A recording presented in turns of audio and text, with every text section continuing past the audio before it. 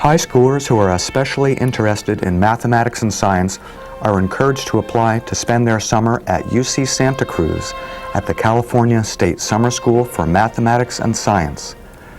The Cosmos Summer School gives students who are talented in the sciences the opportunity to explore cutting-edge research and learn what college life is all about.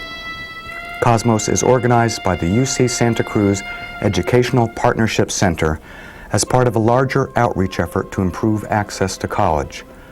The 4-week Cosmos program in June and July is for gifted math and science students from 8th grade through seniors. 10 courses are offered at Cosmos, with topics ranging from environmental biology and toxicology to aspects of applied computing. Cosmos is also offered at the UC Davis and Irvine campuses. Cosmos encourages interested students, parents, and teachers to call 831-460-3077 for information, or to visit the Cosmos website at http://epc.ucsc.edu/cosmos/.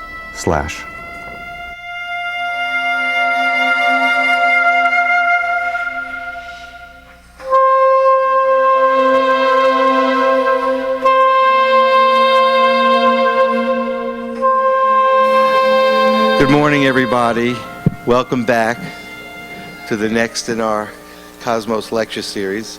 It's my great pleasure this morning to introduce a colleague, Professor Dave Dima, who is Professor of Chemistry at UCSC. Professor Dima did his postdoc work at UC Berkeley and was for 25 years Professor of Biology at UC Davis. And fortunately for us, he decided to move his research efforts here to UCSC, and he is very much interested in how organic molecules organize themselves into larger structures related to the origins of life. Professor Dima's research is supported by NASA, and he's going to speak to us this morning with a very exciting title, Astrobiology and the Origins of Life. Professor Dima.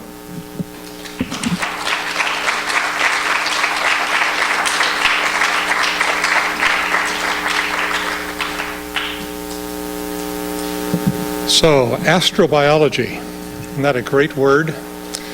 First there was biology, and then there was chemistry, and then there was biochemistry. And there was physics, and there was biology, and then there was biophysics.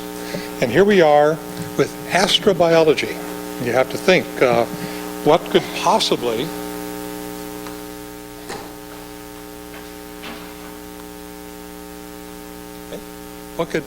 be the link between astro, the stars up there in the sky, and biology here on Earth? Well, this term was invented only about 4 or 5 years ago. You may remember that some NASA scientists found a meteorite in Antarctica, and they looked at it with an electron microscope, and they thought that there was little fossils in it. This was just fantastic. About 5, 6 years ago, 1996 as I recall, there was a claim then that there were fossil life in this meteorite from Mars. This is a Mars meteorite. We really know just by the gas composition of this meteorite where it comes from. So that got everybody excited, including Dan Golden, who is the director of NASA, and he said, let's put some money into this and invent a field to work on questions like this, the relationship between stars, planets, how they come to be, and life on the Earth, and of course, life elsewhere. Because that's really what NASA is all about. It's kind of a big exploration engineering firm.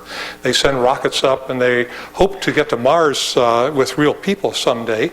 And certainly, you know, they've gotten to Mars with various little robots that run around looking for interesting things. And of course, particularly if finally we discover life on Mars, or even on another little moon called Europa, that means that we are not alone in the universe. We're not alone in our solar system. There's somebody else out there. And this is really, of course, a very deep and exciting possibility for the human race to discover.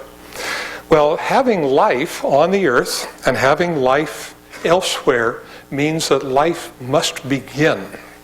So right in the middle of astrobiology is the core question: how does life begin? On the Earth or anywhere?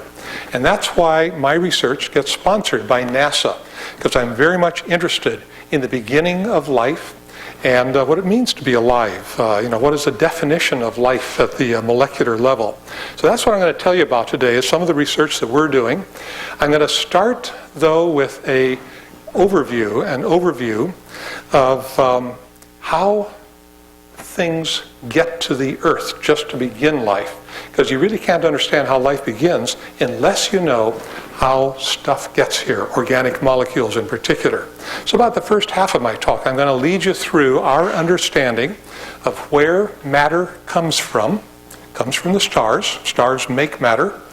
How it got to the Earth. We're going to see a set of slides showing how our Earth was formed. Then we're going to talk about how organic compounds get to the Earth. Some of them are made here, some of them are brought here, truly extraterrestrial stuff. In fact, I brought some extraterrestrial matter right here that I'm going to show you a little bit later in the talk. Then we're going to talk about our current research, which has to do with how to make a kind of artificial life in the laboratory. Nobody's done it yet, but as we try to put together what we would call a living system, a system of molecules that has the properties of life, then we learn how life could have begun on the early Earth. Because the laws of chemistry and physics are universal. What happened then can happen now, and that way we can learn about the beginning of life on Earth. So I'm going to start with the first slide. This shows three kinds of matter. Now you look at it, the first thing you see is just a bunch of white stuff. But of course, this is the galaxy that we live in. This is the Milky Way. And any of you could take a picture like this if you opened your camera up on time exposure at night and click it on for a few minutes. You would be able to get a picture like this. The Milky Way isn't too hard to photograph. So we got three kinds of matter. Well, you see the stars. That's one kind of matter. That, of course, makes up most of the universe. The Earth is just a tiny fraction of the whole universe. Almost all the matter that we know about is really in stars and in a so-called dark matter that we can't see by ordinary light. Another kind of matter, though, is the matter that forms these dark, shadowy areas. These are literal clouds of dust. Dust and gas that are scattered throughout our galaxy, and we see them in other galaxies as well. And you're going to find that those dust clouds are very important to understanding how our Earth came to be and how life began on the Earth, because we know a lot about that dark matter that forms these clouds. The third kind of matter is just what you asked about. This little streak, that is extraterrestrial matter arriving on the Earth in the form of a meteor. And all of you have seen meteors. A few of you have seen these big glowing things called bolides, fireballs moving slowly through the sky. These are just big meteors. So most meteors like this one might be about the size of a golf ball when it came in. And of course it completely burns up as it comes in. A lot of stuff, though, comes in as microscopic dust particles. So the point is that the Earth is still gaining extraterrestrial matter. Stuff is still arriving at the Earth, and the Earth is growing. You won't believe this number. It's growing at the rate of 100 tons of meteoritic material per day. That's a lot. Take that times 365 days, and you've got a lot of extraterrestrial material arriving. Sometimes you can see it arrive, as you did here, and sometimes you can actually walk out into a field after a meteorite shower and pick up chunks of matter. And some of those chunks come to me. This is some of the chemistry that I do. We're very interested in understanding how the organic matter gets into those meteorites. Some of them actually smell. They got an organic smell when you pick it up. So we know for a fact that organic material is still arriving on the Earth. And that's one of the big points that I want to bring home to you. All of this we know is happening now, and therefore we know that it must have been happening at a much higher rate when the Earth was formed and when life began. Let's take a look at the next slide. This is sort of a "you are here" slide. We looked from the Earth through a telescope into our galaxy. Now we're sort of up above our galaxy, the way would we appear if we were really millions of light years away in outer space. And as you can see, here's the center of our galaxy.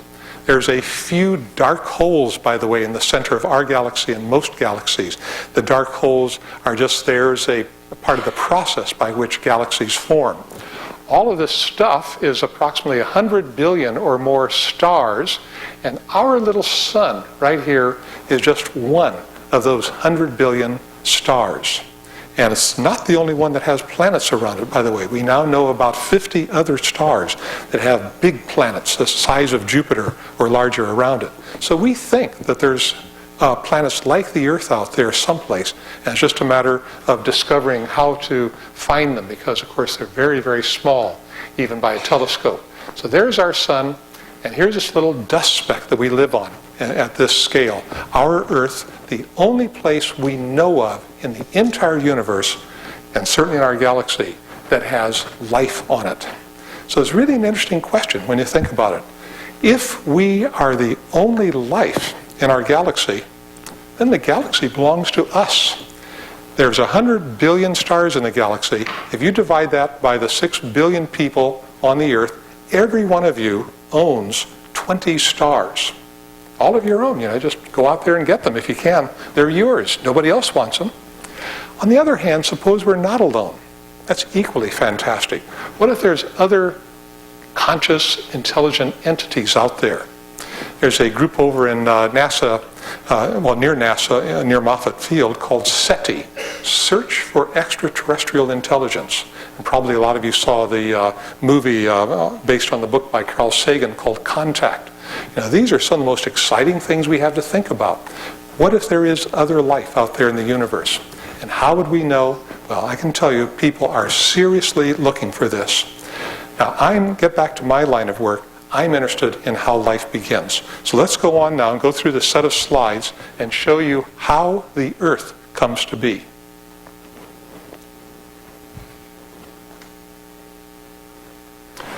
First off, let's ask where matter comes from.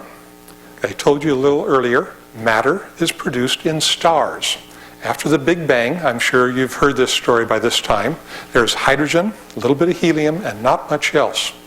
Stars are cookers, they're ovens, and that helium in a star fuses into heavier elements like the carbon, oxygen, and nitrogen that make up our bodies and make up all life on Earth, make up the Earth that we live on, in fact. All of that was stardust. That stardust is produced when a star explodes. Here is a slide taken by the Hubble Space Telescope called Death of an Ordinary Star. And that's a star like our sun, by the way. The universe is about 14 billion years old. Our sun and our solar system is about 5 billion years old. So we're about 1/3 the age of the entire universe. That means that many suns have lived and died before our sun came to be. And here's what it looks like when a star like our sun explodes. By the way, ours will explode, but you can relax. Another 5 billion years of life in our good old star up there in the sky. When a star explodes, the matter that composed it, a lot of it anyway, is blown away into outer space. And slowly you can see these rings of matter moving out away from that central exploding star into the rest of the galaxy. We then call that interstellar matter. Here's a supernova that was observed to explode about 1,000 years ago by Chinese astronomers. There's a record of this explosion. And this is what's left of it 1,000 years later. Right at the center of this mass of dust and gas is a little spinning neutron star, all that remains of that star. All of the stuff that was in that star blown out into outer space is now forming a cloud of dust and gas that you can see also in this infrared view. You can see the dust even more so here than in this sort of light view of the exploding star. This is called the Crab Nebula, and this again is how stuff gets out of stars and into space. It wanders through space then, and you can sort of see it up here. this thin tendrils of material wandering through space. This is all the remains of exploding stars. And under the force of gravity, sometimes some of that stuff gets back together again. And here we have this magnificent picture, again from the Hubble Space Telescope. The first time that we ever saw these was just a few years ago. These are the so-called gaseous pillars in M16, which is the Eagle Nebula. These are light years, several light years in dimension. So if you go from up here down to here, we're talking about several light years of distance. And right at the tip, you can see stars beginning to form. And those stars cause the tips of those gas pillars to glow, as you can see in this image. All the dust then is blown down, almost like an erosion process, and leaving behind this little star-forming region up here. Okay, we can now look at a closer nebula. The Eagle Nebula is a long distance away, but here's one that is so close, any of you can see it with the naked eye. If you go out tonight, the skies are clear, you can look into Orion, the constellation Orion, and the belt. There's 3 stars in the belt. I'm sure a lot of you have looked at this. And just beneath the belt, there is a kind of a blurry mass of material, and that is the Orion Nebula. This is a star-forming region. It's so important to us because this is so close that we can look into it and actually watch the beginning of new stars and new solar systems. Now, what we discovered when we did this, first off, is a set of molecules. Amazingly, the Orion Nebula and all of this other stuff out there in the universe is full of organic compounds. Now, I want to show you a few of these in the form of models. So there's water. There's lots of water in outer space. So when a planet like ours forms, the water comes along with it because the water is there. So our oceans were extraterrestrial water at one point and were delivered to the Earth during the phase that the Earth was being formed. Another very common molecule is carbon dioxide, CO2. So we have H2O and we have CO2 up there now. Let's put in some nitrogen in the form of ammonia, NH3. The nitrogen's blue, the hydrogens are white, oxygen is red, hydrogen, carbon is black, this is oxygen, CO2, H2O, and NH3. Those are some of the kinds of molecules that we see when we look into those molecular clouds, those dust clouds of the Orion Nebula. So these are called molecular clouds because they don't have just elements in it, just atoms. They have molecules in them. In fact, when we look again at that slide, I'm going to show you some more complex molecules that are formed. I first want to show you, just for perspective, slightly larger molecules because it's important to get some idea of what this means.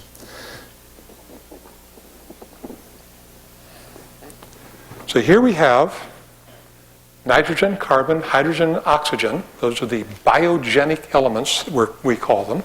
And here we have an amino acid. And look at that. The same atoms that are in these simple molecules are part of this more complex molecule, an amino acid. And of course, an amino acid is the monomer of all the protein that I see when I look out into this room. I don't see people. As a biochemist, I see polymers, proteins, keratin, so forth like that. These are made up of the atoms carbon, hydrogen, oxygen, and nitrogen in the form of amino acids. So isn't that amazing that a slightly larger molecule is made up of these biogenic elements that we see in outer space? Here's another molecule you'll be familiar with. It's called glucose. Notice that glucose is missing the nitrogen. Glucose is just C6H12O6. So if you look at it, there's the carbon, there's the oxygen, there's the hydrogen. Now the point of this is that when we look into outer space, what do we see but just those same sorts of bigger molecules? There's water, carbon dioxide, carbon monoxide, CO, formaldehyde, HCN, that's cyanide, methane, methanol, that's an alcohol, formic acid, CHOOH, there's ammonia. Ethanol has been found in those molecules in the molecular clouds. Here's acetic acid, that's the acid of vinegar. Here's one of the biggest ones that's been found. These are called polycyclic aromatic hydrocarbons. And if you ever see a truck in front of you on the freeway, it's belching out that black smoke, that smoke is loaded with this kind of stuff, polycyclic aromatic hydrocarbons. So again, these familiar chemicals that we see around us on the Earth are in outer space and are part of the planet-forming process. Okay, now before I go to the next set of slides showing you how the Earth came to be, the Earth and the Moon, I'll stop and take a few questions if you have some at this point. Question? We work on that. Over at NASA Ames, we have a simulator. And the simulator has a cold metal surface cooled with liquid hydrogen to about 10 degrees Kelvin. And we put in those same gases, methanol, ammonia, water, and we illuminate it with UV photons, and molecules like that are produced. So the answer to your question is, your question was, how do these bigger molecules get produced? It's photochemistry. Ultraviolet light hits these molecules and activates them on those dust particles, and the activated small molecules turn into the larger molecules that we see here. Good question. Other, yes? Say again? How do we detect the molecules is the question. There's two ways. One is by radio astronomy. It turns out that these molecules, when they're excited, give off radio waves in the microwave region. And we can detect them and determine what they are just by the spectral properties, what color they are in the radio band. The other is by what's called infrared astronomy.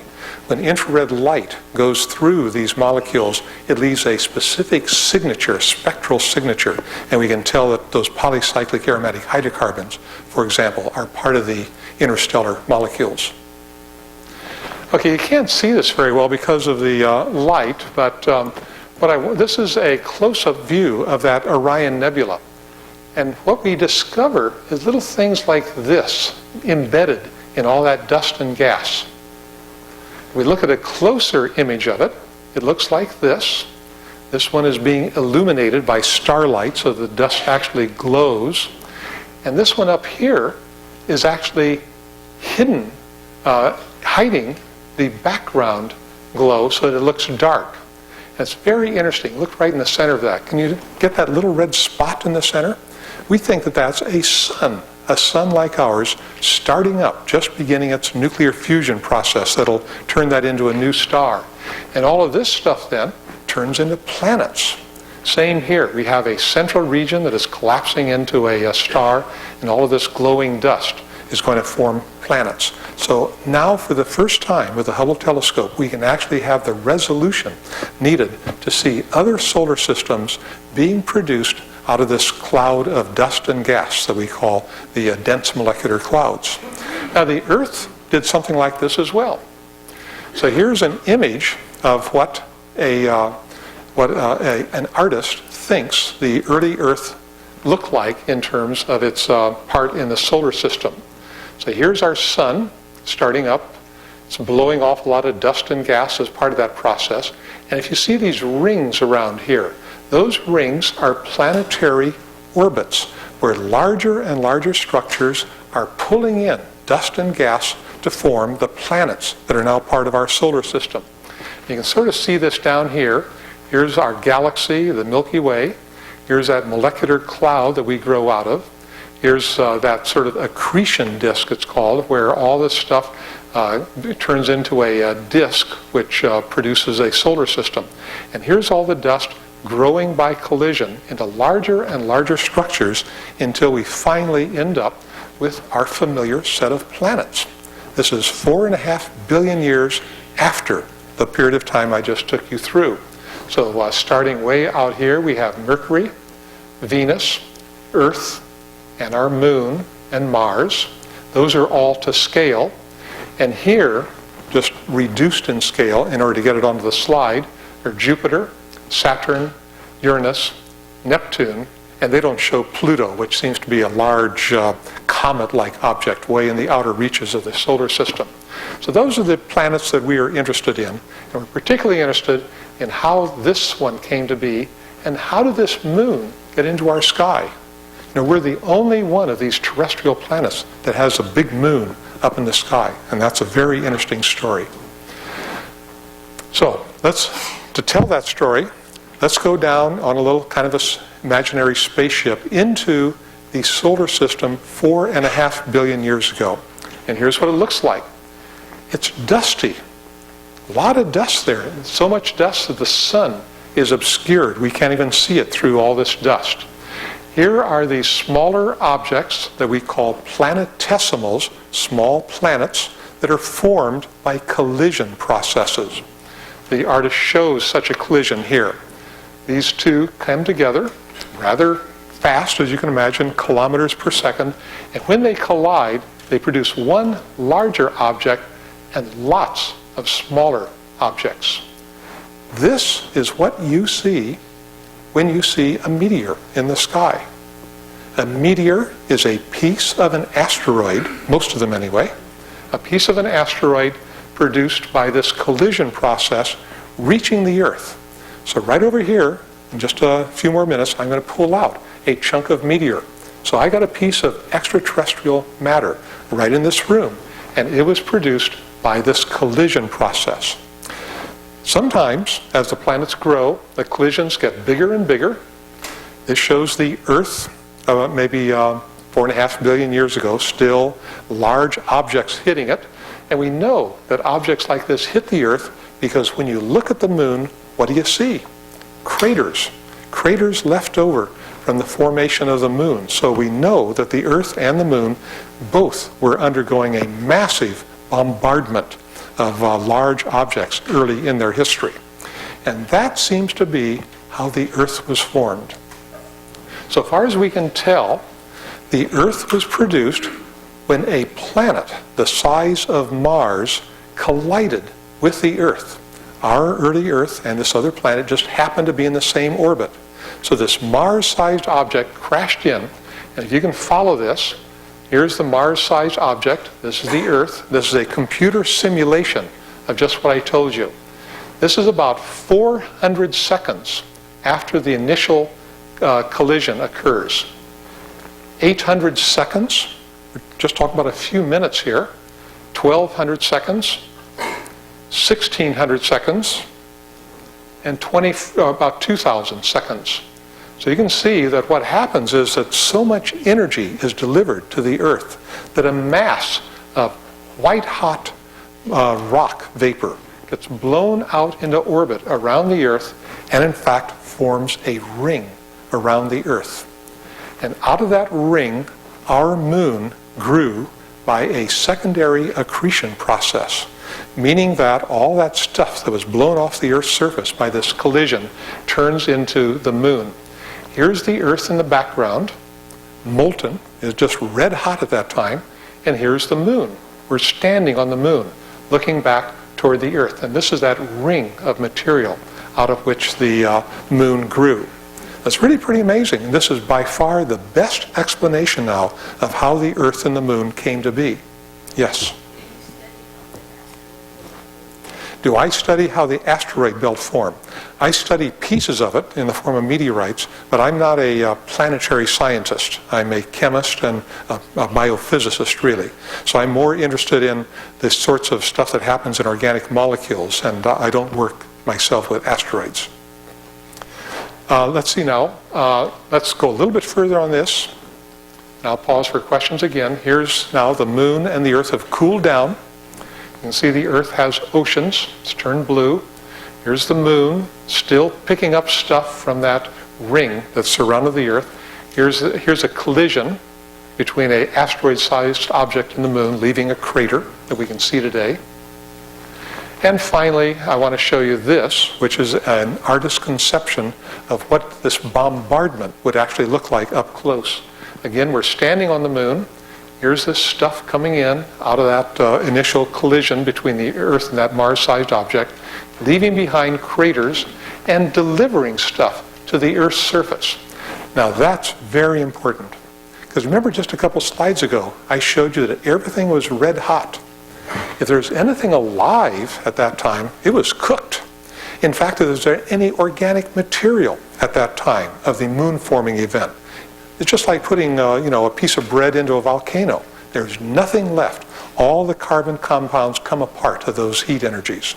So what that means is that the organic carbon that's part of your body and my body and all life on Earth must have come after that moon-forming event. And it's a very interesting question. How did it get here? And that's really the next part of my talk. So I'll pause just for a minute for any questions that you might have. Yes? Yes, Saturn also has rings. Those rings, though, were not produced by a collision like this. Those rings are rather unstable, in fact. They're slowly decaying, is my understanding. And they are just part of the initial process by which the planet Saturn and Jupiter has rings, and Neptune also has a very thin ring around it. So those big planets, these are giant planets, hundreds of times larger than the Earth. They had rings just left over from their initial process of planet formation. Other question? Yes. Aren't most meteors irregular in shape? The question is, aren't most meteors irregular in shape? Yeah, they start out irregular. They tend to get ablated. That just means the heat of their entry into the Earth's atmosphere heats them and fuses the surface. So some of them, none of them end up round. I really haven't seen a round meteorite, but they do have these irregular surfaces that are part of the ablation process as they enter the atmosphere. But if we do something if the meteors hit it, we wouldn't have oval craters instead of round craters. Yeah, good question. If a meteor hits the moon, why do the craters turn out to be round? And people have studied this. They've actually shot out of a rifle like, gun type of thing. They shoot things right straight down. They shoot things at an angle. And the craters do get a little bit more elongated when they come in at an angle, but not as much as you would think. You can still get a crater by a sort of an angular collision. Okay, let's think about, could this happen to the Earth? Could it happen now? This is an amazing slide. Look at that. Here's the Sun, Mercury, Venus, Earth, and Mars. All of those red things are hundreds of asteroids, any one of which could hit the Earth sometime. And as you know, one of them did hit. Major hit about 65 million years ago. So this is another part, by the way, of astrobiology, is studying how things having to do with astronomy affect life on Earth. We are here today because something like this hit the Earth 65 million years ago. This is about tens of kilometers across. Here's another smaller one. These are asteroids. These are actual pictures. Notice that they have craters on them as well. Remember I showed you that picture of things colliding together with asteroids? You can see that asteroids do have craters, which tell us that that sort of thing does occur. So something this size, maybe 10 kilometers across, came down through the Earth's atmosphere about 65 million years ago. And this is an artist's conception of what it would have looked like. We are in the sky, in the space shuttle, about that high up, above the coast of what was then Mexico. There's the moon in the sky. We're maybe 100, 200 miles up. And suddenly, whizzing past out of nowhere, coming down at 20 kilometers per second. And that's about this fast. That's how fast that's coming in. 20 kilometers per second. It just takes a few seconds to get through the entire Earth's atmosphere. It hits in the ocean, in the area just off the coast of Mexico at the time, makes a huge amount of energy delivered right to that point. So much energy that, in fact, if you were hundreds of miles away and were a happy dinosaur flying above the jungles of the Yucatan Peninsula, you would see this enormous fireball, 100 miles across, growing on the horizon. And if you were a smart dinosaur, you would say to yourself, uh-oh, that's it. And in fact, that was it. Dinosaurs ended their reign as a result of this collisional event. Here's a time-lapse view of it. Here comes this large asteroid-sized object. It hits the ocean and this mineral phase under the ocean, releases an enormous amount of energy. This is white-hot rock vapor growing up out of that initial impact site and literally covering the Earth. It started forest fires. There was no sunlight reaching the Earth's surface for many months. It took years for the dust from this event to settle back down. During that time, no large animal could have survived. Large animals like dinosaurs. Little guys like our ancestors, the mammals, our ancestors were alive then, and they managed to make it through this catastrophe. And as a result, we are here. You always want to ask yourself, when I tell you a story like that, how does he know? This is what science is all about. You ask questions, you take guesses, but what is the evidence? There's two pieces of evidence that this did happen. This was discovered about 20 years ago now by Luis Alvarez and Walter Alvarez. There's a father and son team of scientists that worked right up at UC Berkeley. And they began to realize that all over the Earth's surface there was this layer of black stuff that separated what we call the Cretaceous from the Tertiary. So this is called the Cretaceous-Tertiary boundary, or sometimes the KT boundary. This is a mixture of black clay-like stuff. Some smoky material is in there as well. Diamonds, microscopic diamonds are in there. And nobody knew what this was. All they knew is that there's lots of fossils in the Cretaceous and almost no fossils up in the Tertiary portion of this sedimentary mineral. Alvarez, father and son, took a guess. They said, what if this is a meteor impact that produced this? So they began to measure a special metal in here called iridium.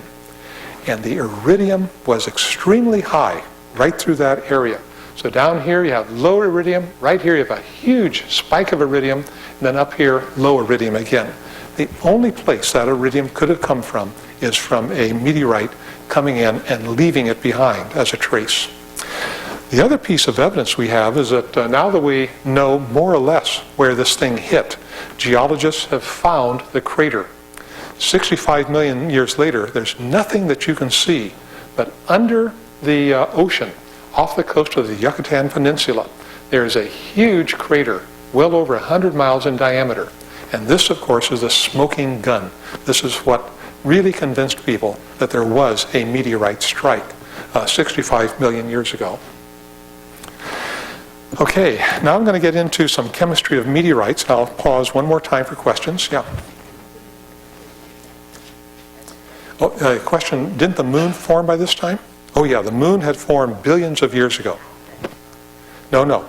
The moon was the moon formed just about the same time the Earth formed, because the Earth had already grown to its present size when that big collision produced the moon.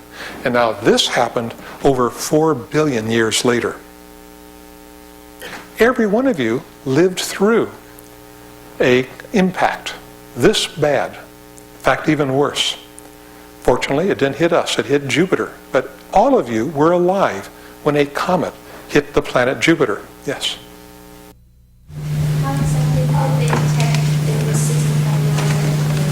That's a good question. It's a pretty technical answer. And it has to do with measuring radioactive isotopes and decay rates and things like that, and also placing it in the geological record.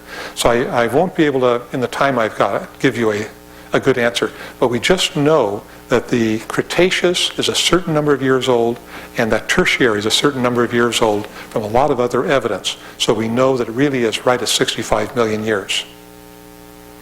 Okay, I did want to show you that, in fact, you all lived through a collision like this. This is the Shoemaker-Levy comet. It's not just one comet, it's one comet that broke up into about 20 fragments. This is an image of the comet before, one by one, these things crashed into the planet Jupiter. And here in an infrared photo, you can see the regions in Jupiter's atmosphere where all this heat was delivered. And in a light photograph, you can see a sort of a bruise. This is a chemical bruise produced. And that is about the size of the Earth. That bruise, so you can see how big Jupiter is compared to the Earth. And the fact that that is what happened to Jupiter when just a few years ago a comet crashed into Jupiter shows us what can happen to the Earth when this happens. I did want to show you this to give you a perspective. This is out of the Smithsonian Magazine that had an article on this some years ago. Of course, we're standing in New York, looking over toward New Jersey, and here is a 10-mile object coming in at 20 kilometers per second, really fast, faster than a speeding bullet. And we can just see the initial impact here. And a few seconds later, all of New York City, and a minute later, all of New York State would just have been disappeared from the globe. That's how much energy is delivered when these impacts come. So every 100 million years, something like this happens. And the next time it happens, it's going to be pretty serious. We may or may not live through it. But this is one more thing that astrobiology does, is to warn us about things like this, stuff coming from the sky that can affect all life on Earth. Okay, I've got about 20 minutes to go here, yes? Any way to prevent it? If we had enough lead, you saw the movie Armageddon and a Deep Impact.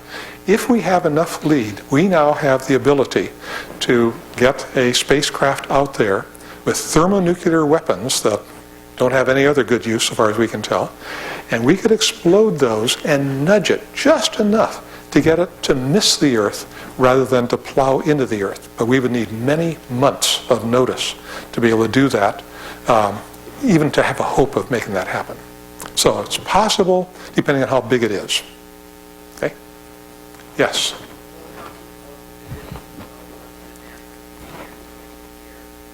How can we tell if it is going to hit the Earth? There is a search going on, a telescopic search right now, in which people are trying to track all of those orbits that you saw. And it's kind of fun to discover one of these because you get your name on it or whatever you want. And what you see is a little tiny streak of light in your photographic plate that you've exposed. And the streak of light means that something was moving against the background of stars. And from that streak of light, you can plot that for several days. You can calculate the orbit and see whether it's going to hit the Earth. By the way, this happens all the time. Just a couple years ago, something pretty big, not this size, but pretty big, passed between the moon and the Earth. And we only saw it when it was leaving, not when it was coming. So these are too small to really pick up easily, but if that thing had hit, it would have made a lot of damage wherever it hit. Kind of fun, huh? Interesting to think about. Okay, let's go on now to some chemistry. This is what I study. I told you about big things hitting the Earth, small things hit it too. This is a fireball. How many here have seen a fireball, by the way, in the sky? I certainly have. That's interesting. Maybe 10%, 10 to 20% of the people have seen a fireball. It's very interesting to see this big ball of light slowly moving across the sky. Sometimes little sparks come off and it leaves a trail of gas. Well, somebody was lucky enough to catch one of these, and this is what it looks like. This would be a boulder-sized object, about this big around, coming more or less straight down into the Earth. And often these things break up into lots of smaller pieces because they're not strong enough to withstand the temperature and pressure. And those pieces then fall to the Earth. And 30 years ago, over the town of Murchison, Australia, this happened. Let me show you what one of those meteorites looked like. So there it is. That's a chunk a complete rock. I just got this from the Field Museum in Chicago a few years ago. Complete chunk of meteorite. That was a piece of an asteroid thousands to millions of years ago. Got blown away from the asteroid, came into the Earth's atmosphere, and now we have a piece of it to study. The really neat thing is that this particular meteorite is loaded with organic chemicals, and we are extracting them and trying to see what they might have to do with the origin of life. And what we have found is that these chemicals, I need to show you one more thing. These chemicals are able to self-assemble. I want you to really remember that term, self-assemble. I'm going to demonstrate self-assembly to you in just a little bit. Self-assemble into structures that we think have something to do with the origin of life. And here it is, all still being delivered to the Earth, just as these chemicals have been delivered to the Earth over many billions of years of Earth's history. I want to show you one other thing. This is really interesting. You see that okay? Yeah. Inside there, I haven't opened it yet to keep it from getting contaminated, but inside there is a piece of the planet Mars. It was brought to the Earth by an impact on the Martian surface, probably several million years ago, and it fell in Egypt about 100 years ago. People didn't know it was from Mars then, of course, but we do now. It's called the Nakhla meteorite. And when you look at the gases in that meteorite, trapped in the meteorite, they exactly match Martian gases. So we know that this is a chunk of the planet Mars. So we're very interested in seeing whether there are organic compounds in this little piece of Mars as well. So here's a closer view of another chunk of the meteorite. So what we did was to break it open. It's like a piece of sandstone. You can just take a chisel and hit it. It opens up. It's the first time this stone has seen the light of day in 4.5 billion years. So these are really old. These are all older than the Earth itself, because the Earth, of course, was still being formed while these meteorites were being produced. We can look at the surface by fluorescence microscopy. So we have a microscope that puts ultraviolet light onto the surface, and little chunks of it glow. And these chunks are the organic material in the meteorite, all these little glowing objects. So we know the organic stuff is there. You can even smell it, in fact. This is some of the stuff that is in the meteorite. You've all heard of benzene, probably heard of naphthalene. It used to be used as a moth repellent. Biphenyl, this is one of the things that gets out into the environment and produces pollution. Phenanthrene, chrysene, phenol, fluoranthene, fluorinone. These are all fluorescent molecules. And some of you, by the way, who are in taking the chemistry lab that I'll be doing for this cosmos, will be working with some of these molecules as part of your laboratory experience. So these are all fluorescent, and they have interesting properties as well in terms of what we call self-assembly. Now then, let's talk about self-assembly. What do I mean by that? Well, you've all seen water turn into ice. That's a self-assembly phenomenon.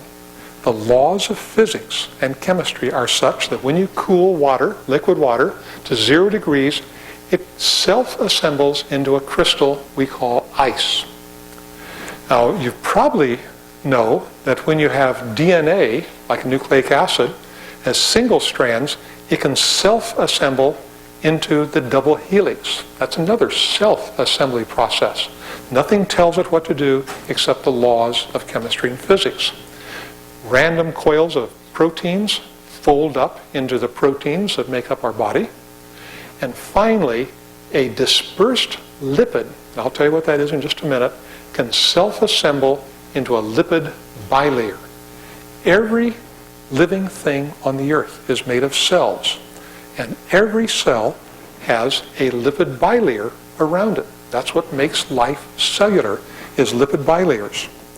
I want to demonstrate self-assembly to you. I borrowed this self-assembly apparatus.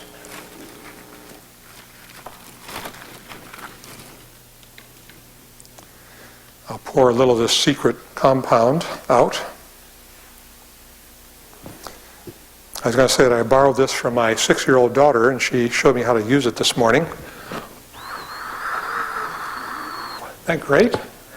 These are all self-assembled structures. Soap bubble has the ability, the soap molecule have the ability to form layers that self-assemble into a soap bubble. So it's that simple. Soap bubbles are really amazing in this sense. And if I could produce a microscopic soap bubble, I would have the outer portion of a cell. And that's what we found in this meteorite. When we went through and extracted the material, by the way, this is what a bilayer really looks like. There's a computerized view of it. Here's this oily stuff in the center. This is water. This is water. And these molecules, I can show you one here, look like this. So there is a phospholipid, these oily hydrocarbon chains, and the head group out here interacting with the water. If you have two of those, that forms a lipid bilayer. So that really is what lipid bilayers are all about. Every cell in your body has a lipid bilayer surrounding it. So what we did was to extract the meteorite, and we looked at it by light microscopy.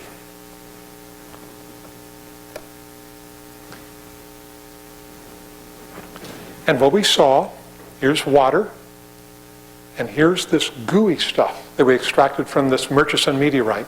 And as soon as we add the water, it begins to penetrate into the meteorite and form these boundary structures within the meteoritic organic compounds. Here we are, a few minutes later. Notice the water has penetrated much more deeply now, and a lot of these sort of structures inside are rounding up as the water interacts with it. And you can also sort of see these little structures like this, these little bubbly structures begin to be produced. They get to be more and more apparent. You can see them there. And in about half an hour, all of that meteoritic organic stuff has turned into microscopic bubbles. We have suggested then, and people are believing it, they think this is a good idea, we have suggested that this is how the first cellular membranes were produced on the early Earth, by self-assembly. And that's part, at least, of the way toward how life begins. You've got to have houses for the cells to live in. And we propose that these membranes, in fact, are the original houses for life to begin on the Earth. So what are we doing now, just to finish up? What are we doing now? We're trying to get live stuff into this. And what do I mean by that? What I mean is that we have to get the catalysts and the information-carrying molecules of life into these little rounded structures. And we're getting someplace, really quite interesting right now. Here's the idea that we're following up. This is the most technical stuff I'll present to you, so it'll probably be a little beyond the knowledge that you've got right now, but I'll try to explain it. First off, you can see that we have a bubble. That's that outer membrane. We also have an information-containing molecule. You've all heard of DNA. And we have a couple of catalysts in this model system. The catalysts are two enzymes, one called a polymerase and the other called a reverse transcriptase.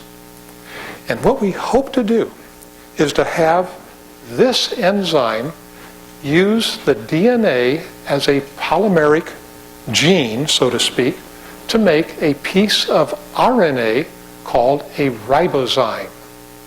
The ribozyme is then acted upon by this reverse transcriptase to make more DNA. And then something magical can happen. We can make mistakes. We can inject errors by putting in weird nucleotides so that it starts to make accidents. Then we think that this whole system is going to evolve.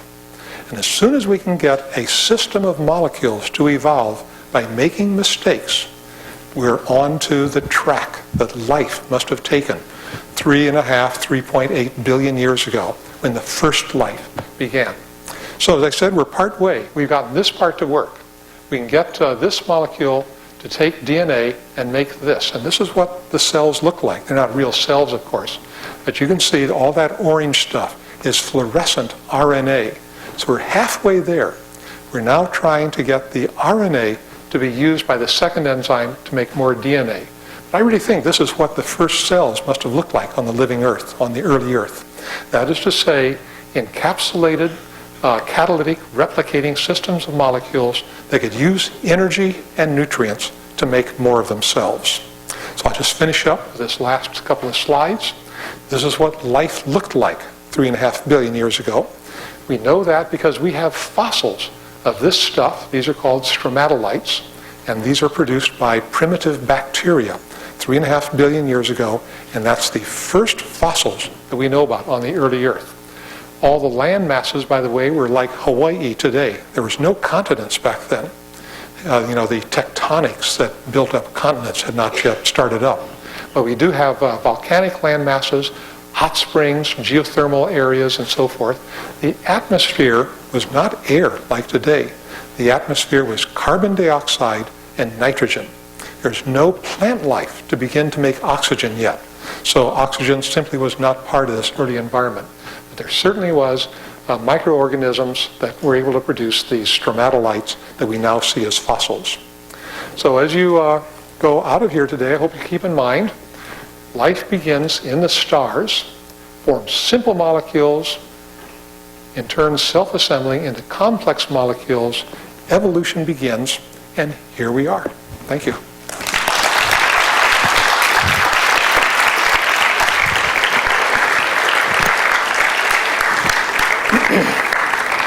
So, I guess, what is the schedule? Do we have time for questions? Go to the chairman here. Yes, we do. Okay, why don't we I'll take whatever questions we can get before everybody gets too restless and needs to leave, and then I'll also stay around for a little bit if you want to take a closer look at some of the stuff I've got up here. Any quick questions? One here. Earlier you said that, during the drawing of the meteor crashing down, that it was faster than a speeding bullet. Out of curiosity, on average, how fast is the average speeding bullet? Well, it travels, depends on the gun. If it's a pistol, it's slower than the speed of sound. So the sound gets there and you can still have time to duck. But if it's a rifle, it's faster than the speed of sound. The speed of sound is 1,100 feet per second. That means it takes about 5 seconds to go a mile, okay? So these things are traveling 20 kilometers per second. So fast that you really wouldn't hear it until you're dead. What you would see if you were right in the near neighborhood, let's not get right under, let's be off to the side about 200 or 300 miles. What we'd see is a flash of light, like an atomic bomb, going off high in the sky. And that light was captured rather well in one of those two movies I mentioned. I think Armageddon, I'm not sure. So you see this flash of light, and for a few seconds the light get brighter and brighter and brighter. You wouldn't hear anything because it's hundreds of miles away. Then there'd be a tremendous sort of blast of light as this thing hit, and you start to see it, this fireball expanding from the site. And if you survived, minutes later, you would feel a tremendous pressure wave of atmospheric pressure and a tremendous earthquake as the Earth shook from all of this. So that's what it would feel like if you were a dinosaur outside of that main area. Okay, other questions? I tend not to see hands in the back. Anybody in the back that I've missed?